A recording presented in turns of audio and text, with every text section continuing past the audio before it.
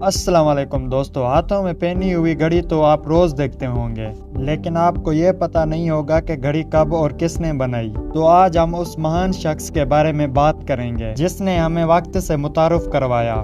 तो बिना देर किए चलते हैं अपनी वीडियो की तरफ। पहली घड़ी 1505 में बनाई गई, जो गले में लॉकेट के तौर पर पहनी जाती थी। घड़ी के इन्वेंटर यानी बनाने वाले का नाम पीटर हेनलेन था। उसको पीटर हेनेल या पीटर हेल के नाम से भी जाना जाता था। उसकी पैदाइश जर्मन के एक शहर नीनबर्ग में हुई थी। उसके वालिद का नाम बरबारा था। पीटर हेनलेन ने जो घड़ी मुतारिफ करवाई वो एक एग यानी अंडे की शक्ल में थी। उसको नीनबर्ग एग भी कहा जाता था। जब तक पीटर हेनलेन जिंदा थे तब तक उसके मुकाबले में किसी ने घड़ी नहीं बनाई। यहाँ तक कि पीटर हेनलेन ने टावर के लिए वाच क्लॉक भी मुतारफ करवाया। पीटर हेल 1542 में वफात पा गए। उसका स्टेचू जर्मन में बनाया गया है। उम्मीद है ये वीडियो आपको पसंद आई होगी, तो हमारे चैनल को सब्सक्राइब करें और बेल आइकन को दबाना ना भूलें। मिलते हैं अगली वीडियो में, तब तक के लिए अल्लाह हाफिज।